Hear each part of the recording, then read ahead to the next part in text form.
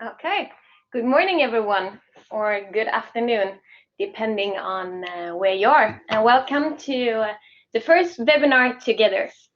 Today we're going to talk about the importance of communication and how to address the questions during COVID-19. My name is Anna, and next to me is Dan, and questions are always appreciated, so please let's make this interactive. But before we start, I would like to tell you that we're going to run a series of 6 different webinars with different topics, all Wednesdays, 3 o'clock Central European Time. And for more information about the webinars, please have a look at our web at bookboost.io. So let's get started. Right. Okay, so then I'm just going to figure out here how to share the screen.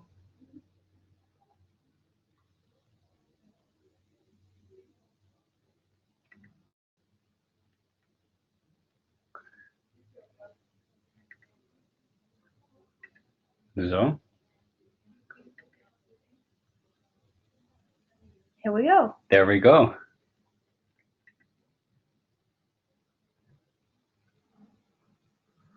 Righty. So any more practicality before we get kicking? Yeah. Or no, let's get kicking. Yeah.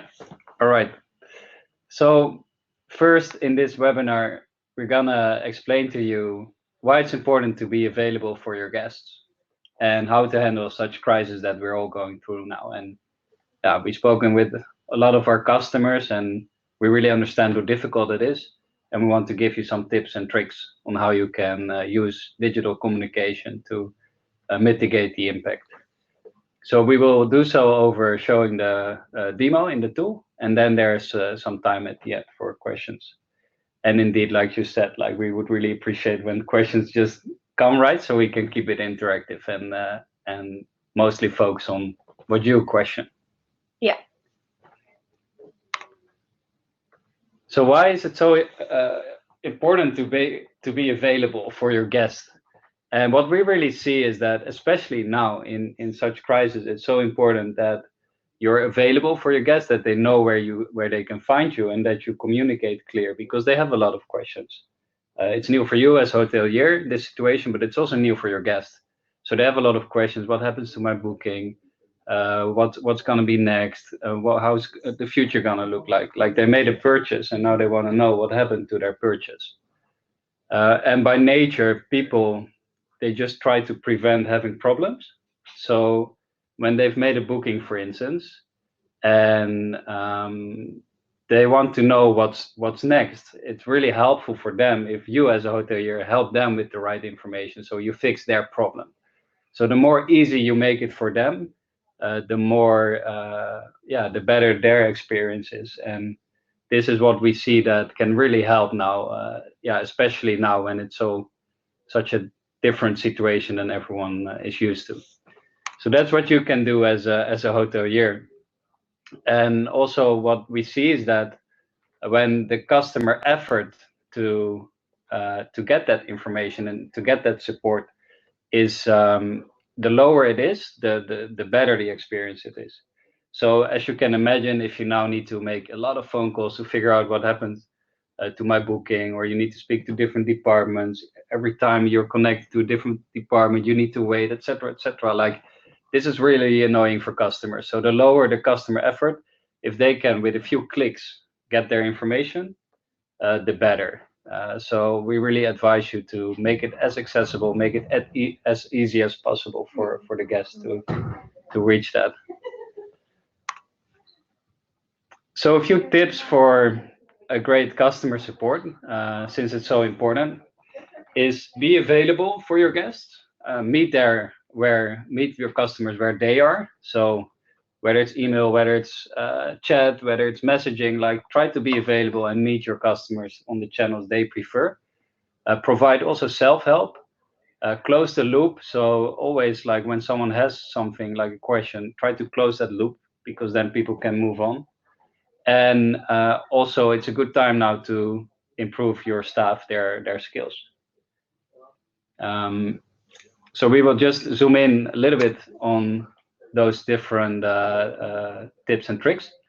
And just a bit more about the background here. Like today, we really see that consumer expectations have changed. Like uh, especially towards younger generations, they're more used to using getting the mobile phone out, just going to a messaging channel, or just like on their mobile phone interact.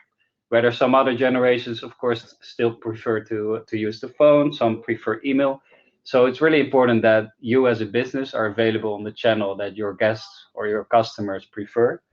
And yeah, we see a switch towards messaging channels more and more, since 87.1% today, or that this was a few years ago actually, and it's only rising, use messaging and social media to interact with between each other, but also with businesses.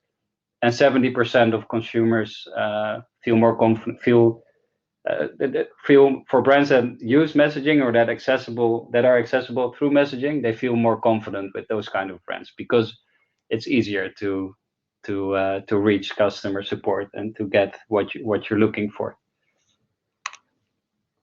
So here's just a breakup on those channels. Like everyone has a mobile phone today, and everyone has at least one, usually one or two messaging channels on there.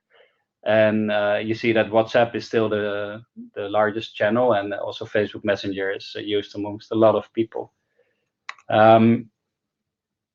So going to the next tip, like what we see is that when you provide the right self-help setup for your guests, that they're actually really like taking that well, and they help themselves. So 91%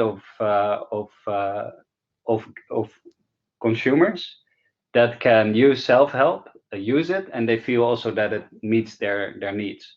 So that even means that you don't need to help them personally, but when you are proactive about it and one step ahead of your guests and have the right tools in place so that they can find the information themselves, then 91% does so. So that's a really strong tool to lower your or to increase your efficiency while having the right tools in place for your guests to help them. And then when it comes to a customer reaching out to your brand, and when it comes to they reaching out to you with a question, so they require person-to-person support, then it's really important that you listen well to them, and that you handle accordingly, so that you close the loop with them, because they come to you, they have a question, and they come with a certain expectation, and you need to meet that expectation and fix it so that they can move forward. So that's very important when it comes to to personal support. And what you can do there is to train your staff their skills, is to do some exercises in active listening, in empathy, and when you apply those two techniques, then the customer feels listened to, and that's really important because they come to you with a certain expectation, and they want you to understand that. So that's the first two skills. And then when you've done so, and you also use positive language, and you have clear communication with a solution to their request, then that's like the perfect thing you can do, and the customer will feel listened to, and you help them with their request so you can move forward and they can close their loop for them.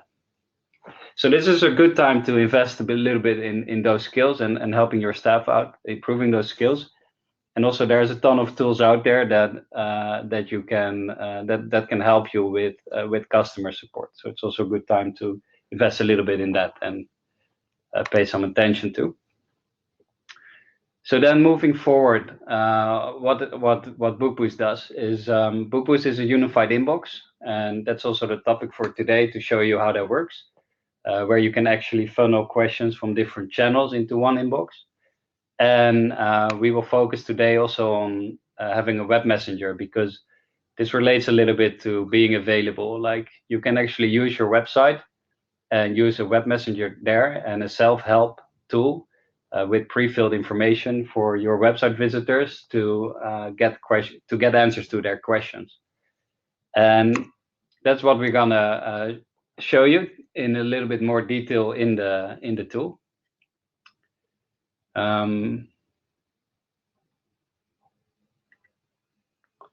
Let's just see if Yeah.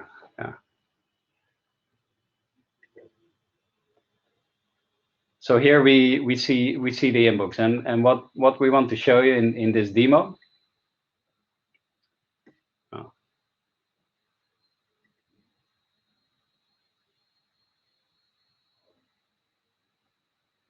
Is how you can have such website widget on your website for your visitors.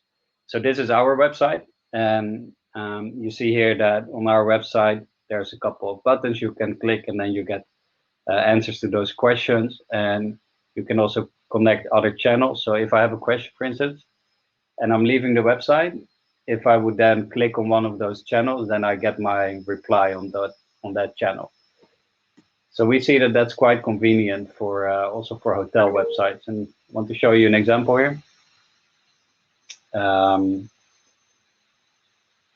So this is in German. Let's see if we can get it in English as well. So actually, you see that they are quite proactive with the information about the COVID-19. And you can click here for more information, and you can also click on the chat where you can get all your answers to your questions. So let's say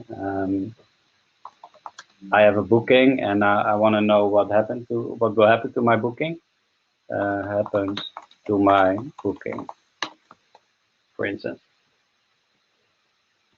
Then it's really important that like we close the loop here so that I get my reply, and how that works on the back end we want to show you, because you can actually work with pre-filled replies. So here you see that the chat came in, and you see the question, what happens to my booking? And then you can work with quick replies that I will show you how to make in a minute. And how that works is that because we made the quick reply here, I just click and send, and then that information about what happens to my booking is sent. So just with 2 clicks, I get my reply, and for you, you just only need 2 clicks to send that. And so that means you don't need to type it all over again. And how you do that is in quick replies, you can like go really wild and make for each question, you can make an answer and have this set up. And I just want to show you the relevant example here is that, yeah, so the example we just showed you, it's this one. So what happens to my booking? The title here is COVID-19 booking information. And here is the reply that I got. And it's triggered because the tool understands that I asked a question regarding the COVID-19 booking. So with this simple setup, you can help your website visitors get the right information. You're available on the channels that they want. And you close the loop because I can move on now. My question is answered. And all this with minimal effort once you've set it up properly. So then just going back to the presentation is if you're really excited now and you you want to go one step further, you can also think of, okay, how can I measure my customer support? Like, how can I measure all this? I understand the concept, but I want to make it more concrete.